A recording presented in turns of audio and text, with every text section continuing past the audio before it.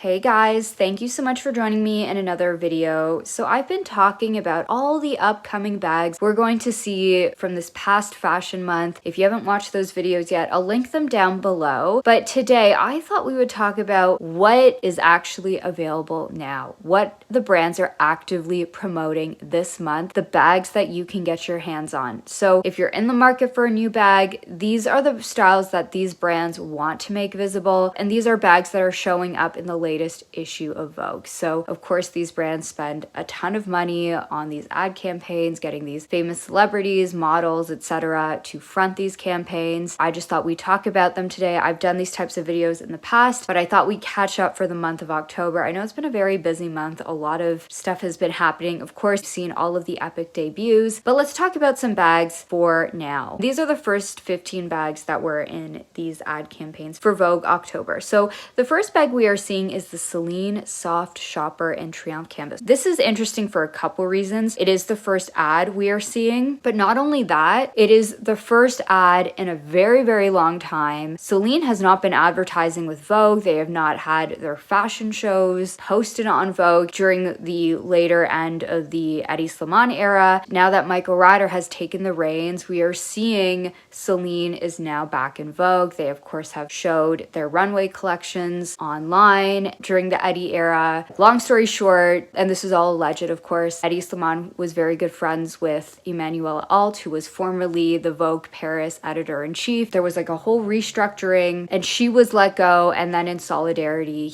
to support her, Celine decided to break its partnership with Vogue. Of course, that is all in the past. Now with Michael Ryder, Celine is back advertising with Vogue. This bag, however, I could be wrong, was not from Michael Ryder's period. Now it is possible he could have worked on this during this transitional period, but this is a bag from this transitional era, this soft shopper we saw before Michael Ryder's debut collection. But if we look at this campaign, it's during this sort of post-Eddie, very inspired style, like even just this campaign. Eddie did this style, which Michael Ryder, to be fair, is continuing. This Triomphe canvas is very signature to his era, and to be honest, has done very well for Celine. This bag specifically is priced at $19.50. It comes with a little pouch, so it's under the $2,000 price point, which it's very hard to find luxury bags that are substantial in size under this. It is canvas though. It does have leather trim. This bag though, it's 12.8 inches wide. It does have width to it, so you could potentially get like a 13-inch laptop diagonally. So it's going to be a tighter fit. I did try on this bag. It does also have an adjustable strap. Love that for like a daily use bag. Like this is kind of like a daily go-to, daily work. If you're someone who carries a bit more on the day-to-day, this is a great option. And Michael Ryder, he's not wiping the slate clean. He is continuing on with a lot of the styles that we saw from the Eddie era, but what we're also seeing is more of the introduction of the Phoebe style,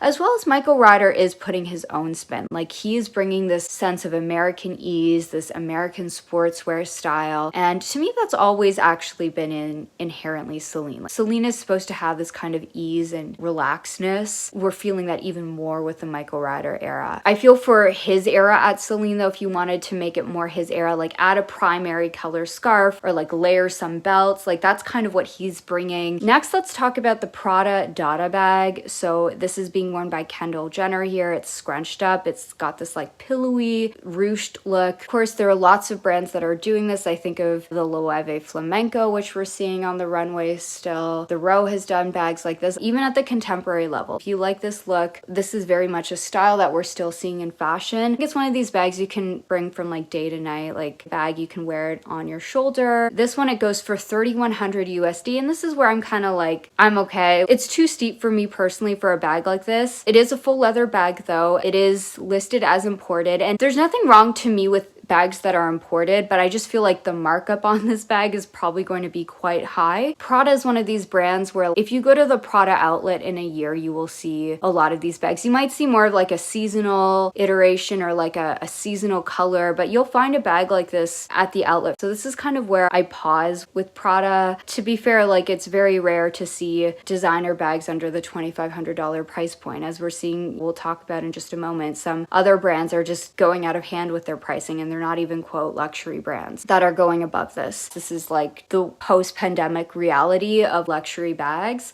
Next, we have the Saint Laurent Icarino bag. So this is worn by Hailey Bieber. This one is a little bit less than the Prada at 3,000 USD, and this is more of like a handheld crook of the arm. Think of the Bottega Jody bag, that super popular bag from like 4 years ago, like the mini Jody, or even the Miu Miu Wander. I feel like this is a kind of a silhouette we've been seeing from many brands now. When I look at it, I'm like, it's a cute style. I just can't help but feel when I see the diamond quilting, black leather with the gold hardware, my mind thinks Chanel. And this is how I've always felt with the eye care line. It's not to say that other brands can't do like quilting or like black and gold hardware. Maybe it's the combination with the diamonds. It just feels very Chanel. YSL is also one of these brands, again, that has had a multitude of price increases. And I used to buy a lot of YSL. A lot of their bags were like under the $1,000, $1,500 price point. And this is a little bag for $3,000. Next, we've got the Ralph Lauren Polo ID bag. This to me, it's very Ralph Lauren. Like this to me, it is very of the essence of the brand. It's probably their hottest or one of their hottest bags. Of course, they have the Ricky, which is more of their top tier design. But I think this is kind of like a great casual grab and go in the suede. It's relaxed. It's that Western vibe. It feels so right in the moment of fashion now. And suede bags still are everywhere this season for spring summer 2026. That's Chanel,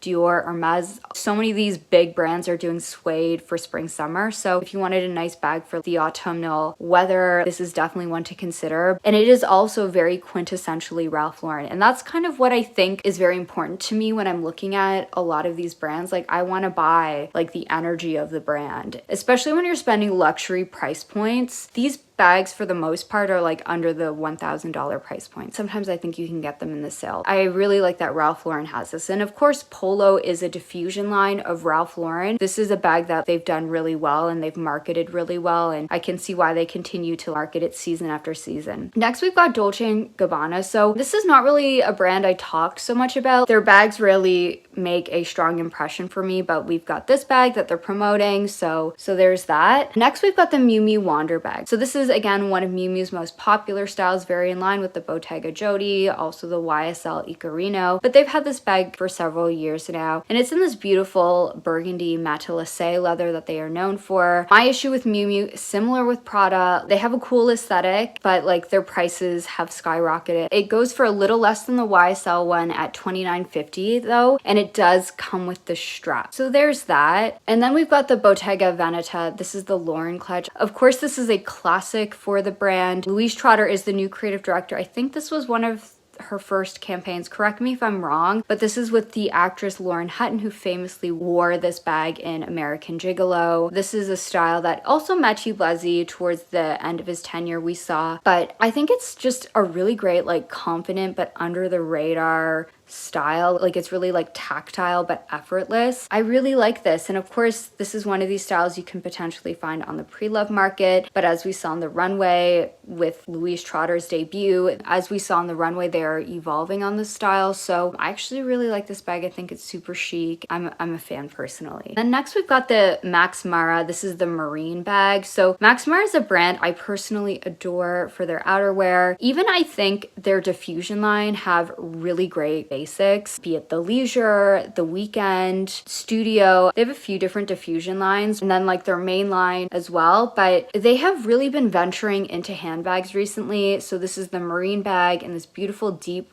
Bordeaux color. This is a color we're seeing this season as well as we're seeing into the spring. Like this color is not going anywhere. The style, it has these tubular handles that wrap around the body in this more structured silhouette, but it still looks like the leather is quite nice and supple and will mold to your body. Like the tubes on the side like do soften, I think, the design. It also has these subtle stitches outlining the shape. Feet, a second adjustable strap, super practical. Again, for me, still Max Mara is like a coat first brand. They're 100% cashmere and camel coats and beautiful wool coats. I don't think there's any brand that offers this great of a selection. Even just if I think about brands on this list like Prada and Miu Miu and Saint Laurent, of course they're always going to have like great coats every season, but whenever I walk into their stores, it's very accessory focused. But when you go into Max Mara, it's a coat brand. When buying a bag like this, you're getting it as a part of the look. You have the Max Mara Bordeaux coat, and then you just get the bag, and it creates that beautiful like monochromatic look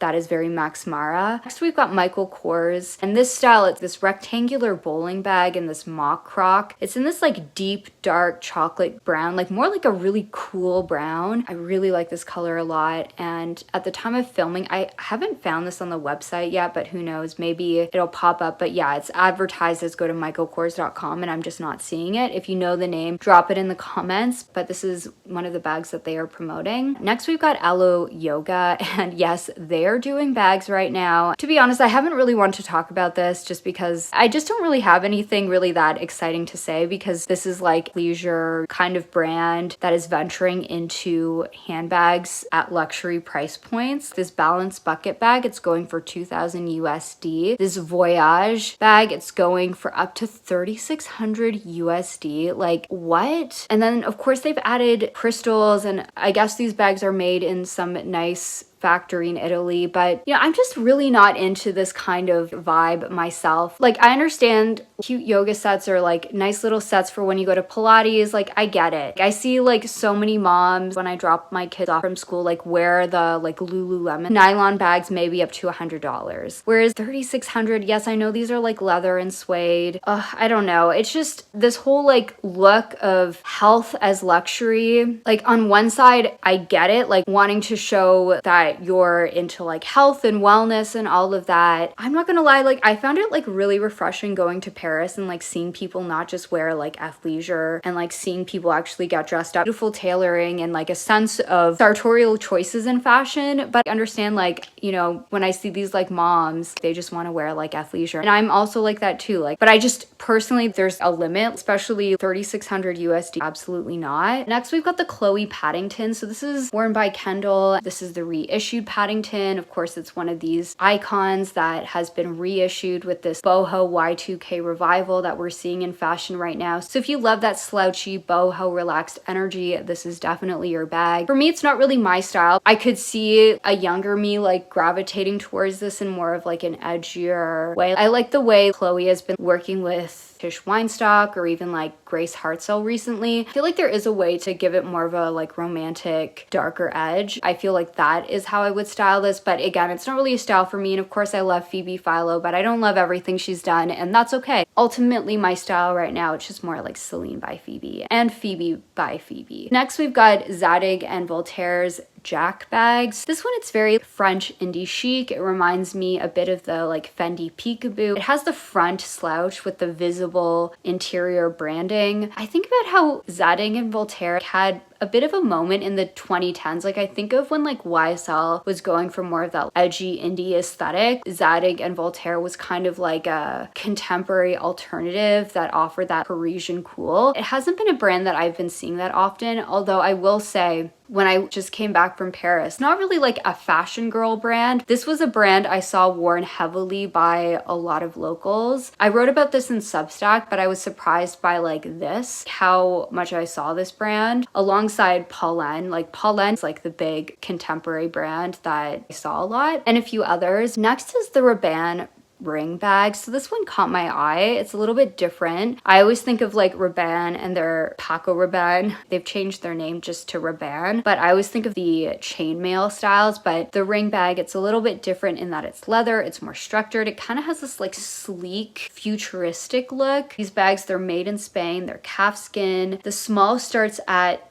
$12.90, so that's like a pretty okay price. That's actually pretty reasonable. I also was on their website and I saw the silver version, and I was like, this is kind of cool. Like it kind of channels that futuristic look. And then finally, we've got the Dooney and Burke. This is their canvas tote. To me, very East Coast, very preppy, Americana. A simple finish to an eclectic lineup this month. And these were the bags that they're pushing right now, at least what was featured in this past issue of American Vogue. My personal favorites, Personally, none of these styles are really 100% speaking to me. I like the Bottega Veneta, the Lauren clutch. I do like that style, and I like Louise Trotter's direction at the brand. She is maintaining that elegance but experimentation. Even just when thinking about her previous work at Carven, like it really echoes the Carmen bag. So she's definitely evolving the language there, and I like that the Lauren clutch is kind of at the base of this new era. But I also really like the Rabanne ring bag. Like, it's a totally different energy, totally different style. I like how like fresh and futuristic it is. Feels very different from, I think, a lot of the like slouchy boho like suede bags. Like, it's a different direction, different look. It still feels very in line with the brand. But yes, those are my picks. Were there any bags that spoke to you from any of these ads? Please let me know down below. Thank you so much for joining me in another one, and I hope to see you in the next one. Bye.